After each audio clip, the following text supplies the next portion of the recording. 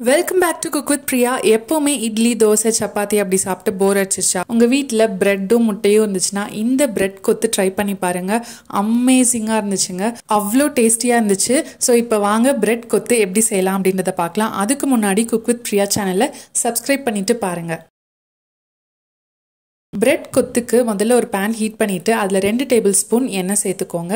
அடுத்து கடுகு, உளுத்தம்பருப்பு, கொஞ்சமாக ஜீரகம் இதெல்லாம் பொரிஞ்சதுக்கு அப்புறமா 2 பச்சை மிளகாய் சேர்த்துக்கோங்க. அடுத்து ஒரு பெரிய சைஸ் வெங்காயத்தை நல்லா பொடியாக கட் பண்ணி இதோட சேர்த்துக்கோங்க. வெங்காயம் நீங்கள் நிறையா போட்டால் இதுக்கு ரொம்ப நல்லாயிருக்கும். கொஞ்சமாக பெருஞ்சீரகம் 1 டீஸ்பூன் அளவுக்கு போட்டுட்டு கொஞ்சமாக பெருங்காயமும் சேர்த்துக்கோங்க. நல்ல வெங்காயம் வதங்கினதுக்கு அப்புறமா ஒரு தக்காளி இதோட சேர்த்துக்கோங்க.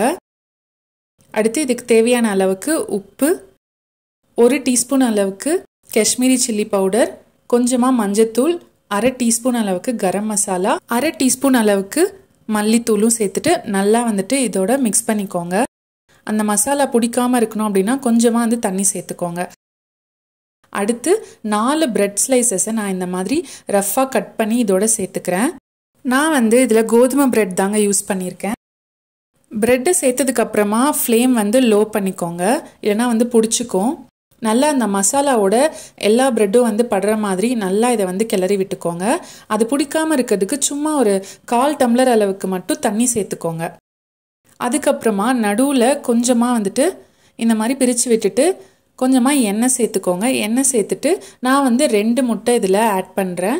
நீங்கள் உங்களுக்கு முட்டை இன்னும் வேணும் அப்படின்னா நீங்கள் 3லேருந்து 4 முட்டை கூட 4 பிரெட் ஸ்லைசஸ்க்கு நீங்கள் சேர்த்துக்கலாம்.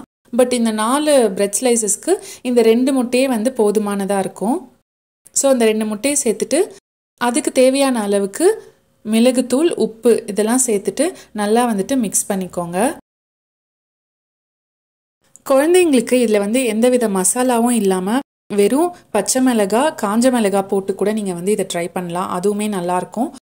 அப்படி இல்லை அப்படின்னா உங்களுக்கு சைனீஸ் மாதிரி ட்ரை பண்ணோன்னா நீங்கள் சாஸ்லாம் போட்டு கூட இதை நீங்கள் ட்ரை பண்ணலாம், நம்ம விருப்பம்தான். ஸோ இப்போ முட்டையை நல்லா கிளறிட்டு அந்த ப்ரெட்டோட மிக்ஸ் பண்ணியாச்சு. மிக்ஸ் பண்ணதுக்கப்புறம் பார்த்தீங்கன்னா ஒரு டம்ளரோ அப்படி இல்லைன்னா தோசை கரண்டி எதோனாலும் பரவாயில்ல, அதால் இந்த மாதிரி நல்லா கொத்தி விட்டுக்கோங்க. உங்களால் எந்த அளவுக்கு ஃபைனாக கொத்த முடியுதோ அந்த அளவுக்கு ஃபைனாக இந்த மாதிரி கொத்தி விட்டுக்கோங்க. அவ்வளோதாங்க. கடைசியாக கொஞ்சமாக மல்லி இலை போட்டுட்டு சர்வ் பண்ணிங்க அப்படின்னா சூப்பரான முட்டை பிரெட் கொத்து ரெடி ஆகிடுங்க. அவ்வளோ சூப்பரான டேஸ்ட்டாக இருந்துச்சு உண்மையிலே. இதை செஞ்சுட்டு நல்லா சூடாக சாப்பிடுங்க, செம்ம டேஸ்டியாக இருக்கும். அந்த ப்ரெட்டோட அந்த மைல்டு அந்த இனிப்போட ரொம்ப நல்லா இருந்துச்சு. அண்ட் இதுக்கு ஏதாவது நீங்கள் தொட்டுக்கிறதுக்கு வேணும்னு நினச்சிங்க அப்படின்னா நீங்கள் க்ரீன் சட்னியோ அப்படி இல்லைன்னா டொமேட்டோ கெச்சப்போட நீங்கள் சாப்பிட்லாம். பட் இதுக்கு தொட்டுக்க எதுவுமே தேவையே இல்லைங்க, அப்படியே சாப்பிட்டாலே அவ்வளோ நல்லாயிருக்கு. ஸோ கண்டிப்பாக இந்த பிரெட் முட்டை கொத்தை நீங்களும் ட்ரை பண்ணிவிட்டு எப்படி இருக்குன்றதை எனக்கு கமெண்ட் பண்ணுங்கள். மறக்காமல் குக் வித் பிரியா சேனலை சப்ஸ்கிரைப் பண்ணுங்கள். Eat healthy, stay happy.